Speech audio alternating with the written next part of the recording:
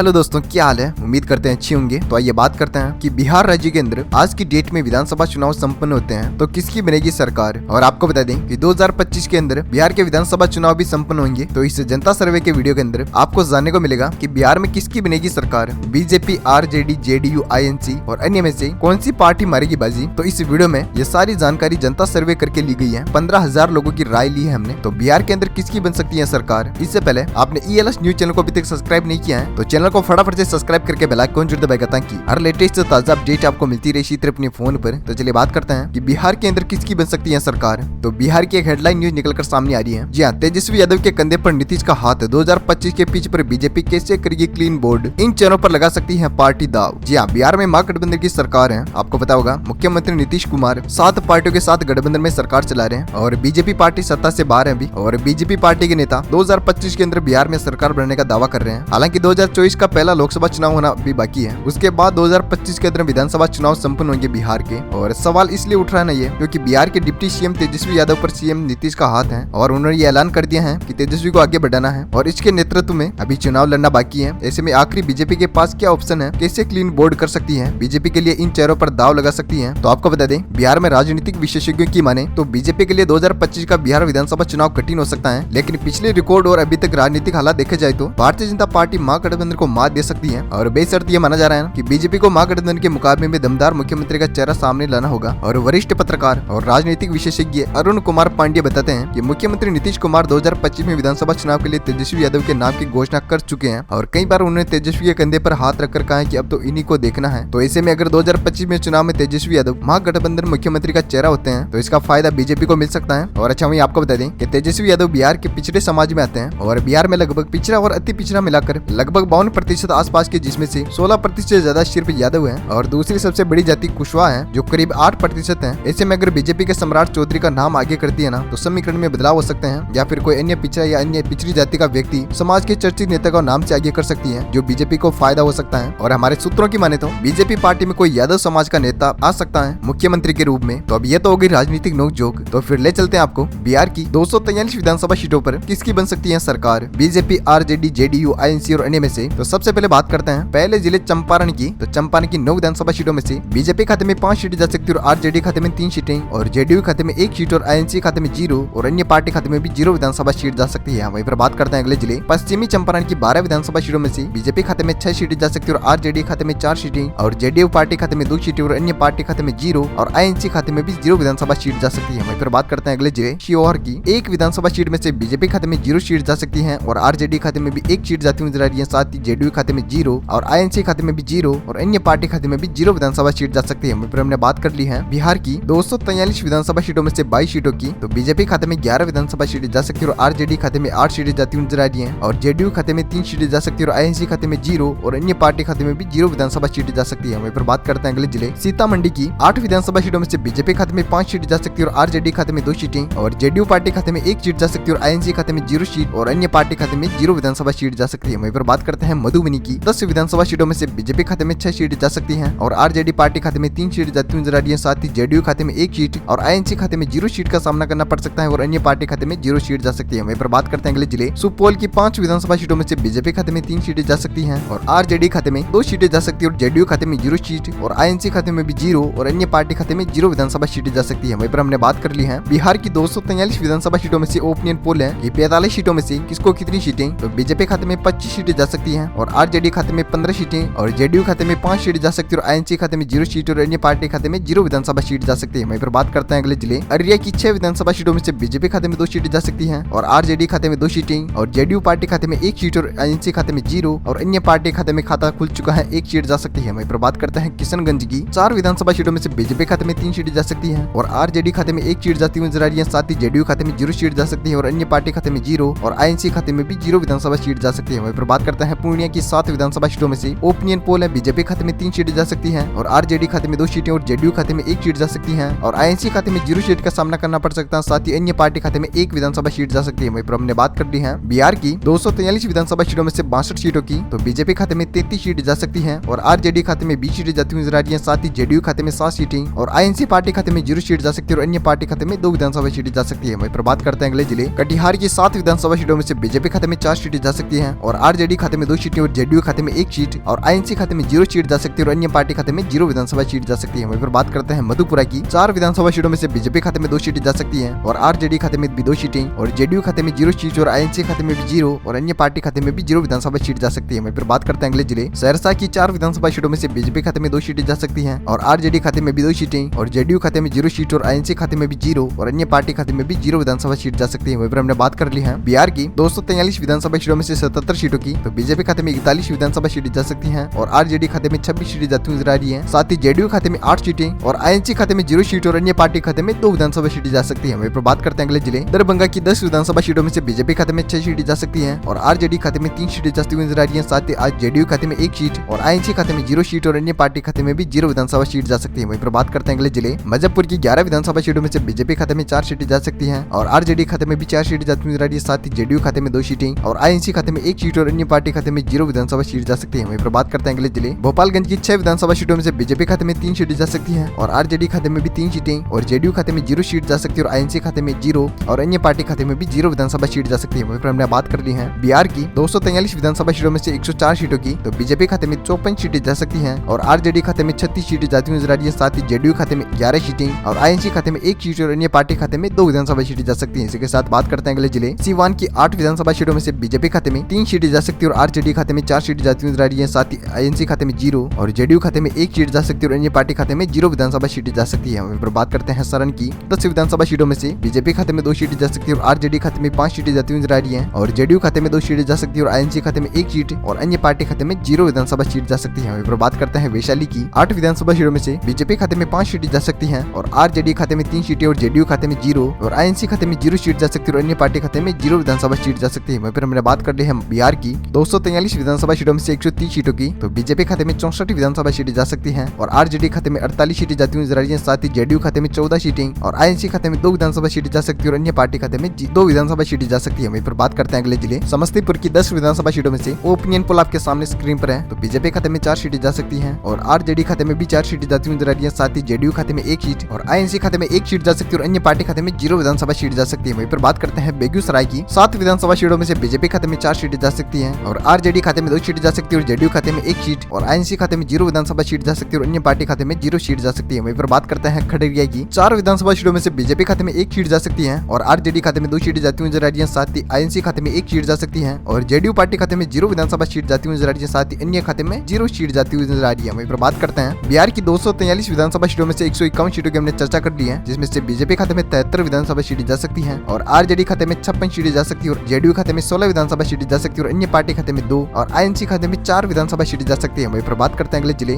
भागलपुर की। 7 विधानसभा सीटों में से बीजेपी खाते में 5 सीटें जा सकती हैं और आरजेडी खाते में 2 सीटें और जेडीयू पार्टी खाते में 0 सीट जा सकती है और आईएनसी खाते में 0 और अन्य पार्टी खाते में भी 0 सीट का सामना करना पड़ सकता है। वहीं पर बात करते हैं बांका की। 5 विधानसभा सीटों में से बीजेपी खाते में 3 सीटें जा सकती हैं और आरजेडी खाते में 1 सीट और जेडीयू खाते में 1 और आईएनसी खाते में 0 और अन्य पार्टी खाते में 0 विधानसभा सीट जा सकती है। वहीं पर बात करते हैं मुंगेर की। 3 विधानसभा सीटों में से बीजेपी खाते में 2 सीटें जा सकती हैं और आरजेडी खाते में 1 सीट और जेडीयू पार्टी खाते में 0 और आईएनसी खाते में भी 0 सीट जा सकती है और अन्य पार्टी खाते में 0 विधानसभा सीट जा सकती है। वहीं पर बात कर ली हमने बिहार की। 243 विधानसभा सीटों में से 166 सीटों की तो बीजेपी खाते में 83 विधानसभा सीटें जा सकती हैं और आरजेडी खाते में 60 सीटें और जेडीयू पार्टी खाते में 17 विधानसभा सीटें जा सकती हैं और आईएनसी खाते में 4 सीटें जाती हुई नजर आ रही है। साथ ही अन्य पार्टी खाते में 2 विधानसभा सीटें जा सकती है। वहीं पर बात करते हैं अगले जिले लखीसराय की। 2 विधानसभा सीटों में से बीजेपी खाते में 2 सीटें जा सकती हैं और आरजेडी खाते में 0 सीट जा सकती है और जेडीयू खाते में भी 0 और आईएनसी खाते में 0 और अन्य पार्टी खाते में 0 सीट का सामना करना पड़ सकता है। वहीं पर बात करते हैं अगले जिले शेखरपुरा की। 2 विधानसभा सीटों में से बीजेपी खाते में 1 सीट जा सकती है और आरजेडी खाते में भी 1 सीट जाती हुई नजर आ रही है। साथ ही जेडीयू खाते में 0 और अन्य पार्टी खाते में भी 0 सीट जा सकती है और आईएनसी खाते में भी 0 सीट का सामना करना पड़ सकता है। वहीं पर बात करते हैं अगले जिले शेखरपुरा की। 2 विधानसभा सीटों में से बीजेपी खाते में 1 सीट जा सकती है और आरजेडी खाते में 1 सीट और जेडीयू पार्टी खाते में 0 और आईएनसी खाते में भी 0 और अन्य पार्टी खाते में भी 0 सीट जा सकती है। वहीं पर बात करते हैं अगले जिले नालंदा की। 7 विधानसभा सीटों में से बीजेपी खाते में 4 सीटें जा सकती हैं और आरजेडी खाते में 2 सीट जाती हुई नजर आ रही है। साथ ही आईएनसी खाते में 0 और जेडीयू खाते में 1 सीट और अन्य पार्टी खाते में 0 विधानसभा सीट जा सकती है। वहीं पर हमने बात कर ली है बिहार की। 243 विधानसभा सीटों में से 177 सीटों की तो बीजेपी खाते में 90 सीटें जा सकती हैं और आरजेडी खाते में 63 सीटें और जेडीयू पार्टी खाते में 18 विधानसभा सीटें जा सकती है और आईएनसी खाते में 4 सीटें और अन्य पार्टी खाते में 2 विधानसभा सीटें जा सकती है। वहीं पर बात करते हैं अगले जिले पटना की। 14 विधानसभा सीटों की तो बीजेपी खाते में 7 विधानसभा सीटें जा सकती हैं और आरजेडी खाते में 5 सीटें जाती हुई नजर आ रही है। साथ ही जेडीयू खाते में 2 सीटें और आईएनसी खाते में 0 सीट जा सकती है और अन्य पार्टी खाते में भी 0 विधानसभा सीट जा सकती है। वहीं पर बात करते हैं भोजपुर की 7 विधानसभा सीटों में से ओपिनियन पोल है, बीजेपी खाते में 4 सीटें जा सकती हैं और आरजेडी खाते में 2 सीटें और जेडीयू खाते में 1 सीट जा सकती है और आईएनसी खाते में 0 सीट और अन्य पार्टी खाते में 0 विधानसभा सीट जा सकती है। वहीं पर बात करते हैं बक्सर जिले की 4 विधानसभा सीटों में से बीजेपी खाते में 3 सीटें जा सकती हैं और आरजेडी खाते में 1 सीट जाती हुई नजर आ रही है। साथ ही आईएनसी खाते में 0 सीट और जेडीयू पार्टी खाते में भी 0 और अन्य पार्टी खाते में भी 0 विधानसभा सीट जा सकती है। इसी के साथ हमने बात कर ली है बिहार की 202 विधानसभा सीटों की 243 सीटों में से। तो ओपिनियन पोल आपके सामने स्क्रीन पर दिखाई दे रहा है। तो बीजेपी खाते में 104 विधानसभा सीटें जा सकती हैं और आरजेडी खाते में 71 विधानसभा सीटें जा सकती है और जेडीयू खाते में 21 सीटें और आईएनसी खाते में 4 विधानसभा सीटें जा सकती है और अन्य पार्टी खाते में 2 विधानसभा सीटें जा सकती है। इसी के साथ बात करते हैं अगले जिले कैमूर की 4 विधानसभा सीटों में से बीजेपी खाते में 1 सीट जा सकती है और आरजेडी खाते में 2 सीट जाती हुई नजर आ रही है। साथ ही जेडीयू खाते में 0 सीट और आईएनसी खाते में 1 सीट और अन्य पार्टी खाते में 0 विधानसभा सीट जा सकती है। इसी के साथ बात करते हैं रोहतास की 7 विधानसभा सीटों में से बीजेपी खाते में 5 सीटें जा सकती हैं और जेडीयू खाते में 1 सीट और आरजेडी खाते में भी 1 और अन्य पार्टी खाते में 0 और आईएनसी खाते में भी 0 विधानसभा सीट जा सकती है। इसी के साथ बात करते हैं अरवल की 2 विधानसभा सीटों में से बीजेपी खाते में 1 सीट जा सकती है और आरजेडी खाते में भी 1 सीट और जेडीयू पार्टी खाते में 0 और आईएनसी खाते में 0 और अन्य पार्टी खाते में 0 विधानसभा सीट जाती हुई नजर आ रही है। इसी के साथ हमने बात कर ली है